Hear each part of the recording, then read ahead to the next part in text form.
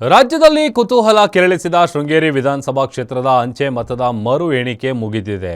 ಮರು ಎಣಿಕೆಯ ಅಗ್ನಿ ಪರೀಕ್ಷೆ ಎದುರಿಸಿದ ಬಿಜೆಪಿ ಅಭ್ಯರ್ಥಿ ಜೀವರಾಜ್ ಗೆಲುವಿನ ನಗೆ ಬೀರಿದ್ರೆ, ಗೆದ್ದ ಸಂತೋಷ ಸಂಭ್ರಮದಲ್ಲಿ ಕಾಂಗ್ರೆಸ್ ಅಭ್ಯರ್ಥಿ ರಾಜೇಗೌಡರ ಲೆಕ್ಕಾಚಾರ ಉಲ್ಟಾ ಆಗಿದೆ.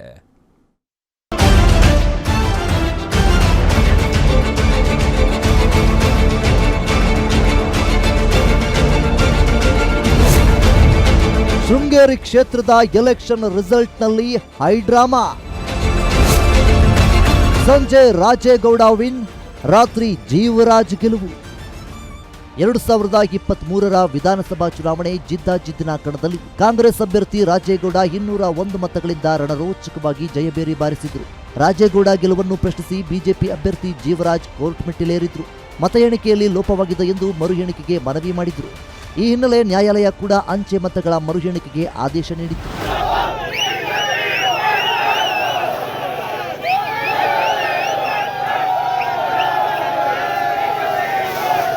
ಕೋರ್ಟ್ ಆದೇಶ ಕೊಡುತ್ತಿದ್ದಂತೆ ಚಿಕ್ಕಮಗಳೂರಿನ ಐಡಿಎಸ್ ಕಾಲೇಜು ಗ್ರೌಂಡ್ನಲ್ಲಿ ಅಂಚೆ ಮತಗಳ ಎಣಿಕೆ ಕಾರ್ಯ ನಡೆಸಲಾಯಿತು. ಈ ವೇಳೆ ಎಣಿಕೆ ಕಾರ್ಯದ ವೇಳೆ ಕೇಂದ್ರದ ಸುತ್ತ ಸೆಕ್ಷನ್ 144 ಜಾರಿ ಮಾಡಲಾಗಿತ್ತು. ಇದು ಮಾತ್ರವಲ್ಲದೆ 400ಕ್ಕೂ ಹೆಚ್ಚು ಪೊಲೀಸ್ ಸಿಬ್ಬಂದಿಯೊಂದಿಗೆ ಭದ್ರತೆ ನಿಯೋಜಿಸಲಾಗಿತ್ತು.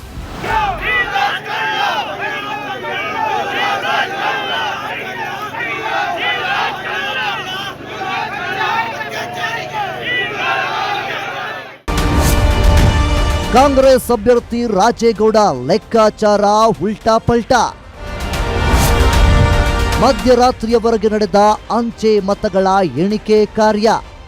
ಮತ ಎಣಿಕೆ ಅಂತಿಮ ಹಂತ ತಲುಪುತ್ತಿದ್ದಂತೆ ಕಾಂಗ್ರೆಸ್ ಕಾರ್ಯಕರ್ತರ ಸಂಭ್ರಮಾಚರಣೆ ಜೋರಾಗಿತ್ತು. ಅದರಲ್ಲೂ ಕಳೆದ ಬಾರಿ 201 ಮತಗಳಿಂದ ಗೆದ್ದಿದ್ದ ರಾಜೇಗೌಡ ಲೆಕ್ಕಾಚಾರ ಈ ಬಾರಿ ಉಲ್ಟಾ ಆಗಿದೆ. ಅದರಲ್ಲೂ ಬಿಜೆಪಿ ಅಭ್ಯರ್ಥಿ ಜೀವರಾಜ್ ರಾಜೇಗೌಡರನ್ನ ಹಿಂದಿಕ್ಕಿ ಗೆಲುವಿನ ನಗೆಯನ್ನ ಬೀರಿದ್ದಾರೆ. ಬೆಳಗ್ಗೆ 7 ಗಂಟೆಯಿಂದನೂ ಕಾಂಗ್ರೆಸ್ನವರು ಈ ಕೌಂಟಿಂಗ್ ಬೇಡ ಸಾಕು ನಿಲ್ಲಿಸಿ, ಕೌಂಟಿಂಗ್ ಬೇಡ ಸಾಕು ನಿಲ್ಲಿಸಿ ಏನಕ್ಕೆ ಕೌಂಟಿಂಗ್ ನಿಲ್ಲಿಸ್ಬೇಕು ಅಂತ ಗೊತ್ತಿಲ್ಲ.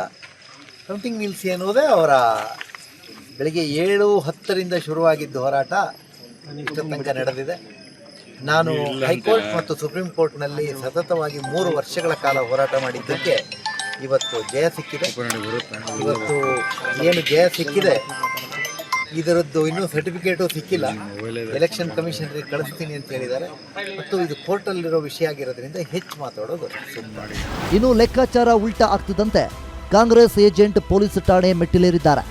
ಅಂಚೆ ಮತಗಳಲ್ಲಿ ಅಕ್ರಮ ನಡೆದಿದೆ, ನ್ಯಾಯ ಬೇಕು ಅಂತ ಆಗ್ರಹಿಸಿದ್ದಾರೆ. ಪೆಟ್ಟಿಗೆ ಲಾಕ್ ಹೊಡೆದಿದ್ರು, ಸೀಲ್ ಇರಲಿಲ್ಲ, ಬೀಗ ಟ್ರಂಕ್ ಇದೇ ಕಟ್ ಆಗಿತ್ತು. ಆಮೇಲೆ ಒಂದು ಪೆಟ್ಟಿಗೆನ ಸ್ವಲ್ಪ ಸಬ್ಬಲ್ ಹಾಕಿನೂ ಮೀಟಂಗೆ ಕಾಣ್ತಾ ಇತ್ತು. ನಾವು ರಿಪೋರ್ಟ್ ಮಾಡ್ತು, ಅದ್ರ ಮೇಲೆಗೆ ಸಂಪೂರ್ಣ ತನಿಖೆ ಮಾಡಿದ್ದಾರೆ. ನಾವಿಲ್ಲಿ ಓಟ್ ಟ್ಯಾಂಪರಿಂಗ್ ಮಾಡಿದ್ದಾರೆ ಅನ್ನೋ ಒಂದು ಅನುಮಾನನ ಬೆಳಗ್ಗೆ ವ್ಯಕ್ತಪಡಿಸಿದ್ವಿ. ಇಲ್ಲಿ ಬೂತ್ ತಂದಿಟ್ಟ ಮೇಲೆ ನಾವು ಆಮೇಲೆ ರೆಕಾರ್ಡ್ ಮಾಡ್ತೀವಿ ಅಂತ ಎಲ್ಲರೂ ರೆಕಾರ್ಡ್ ಮಾಡಿದ್ವಿ.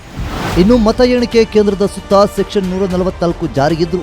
2 ಪಕ್ಷದ ಕಾರ್ಯಕರ್ತರ ಅಬ್ಬರ ಜೋರಾಗಿತ್ತು. ನಾ ಮುಂದು ತಾ ಮುಂದು ಎನ್ನುತ್ತಾ ಸ್ಲೋಗನ್ ಕುಗ್ಗಿದ್ರೆ ಗೆದ್ವಿ ಅಂತ ಸೆಲೆಬ್ರೇಷನ್ ಮಾಡಿದ್ದ ರಾಜೇಗೌಡ ಬೆಂಬಲಿಗರು ಸೋಲು ಗೆಲುವು ತಲೆಕೆಳಗಾದ ಹಿನ್ನೆಲೆ ಬೇಸರದಲ್ಲೇ ಮನೆಗೆ ತೆರಳಿದ್ರು. ಇನ್ನು ಬಿಜೆಪಿ ಅಭ್ಯರ್ಥಿ ಮುನ್ನಡೆ ಹಿನ್ನೆಲೆ ಬಿಜೆಪಿ ಕಾರ್ಯಕರ್ತರು ಘೋಷಣೆ ಕೂಗಿ ಗೆಲುವಿನ ಮುನ್ಸೂಚನೆಯನ್ನು ಸಂಭ್ರಮಿಸಿದ್ರು.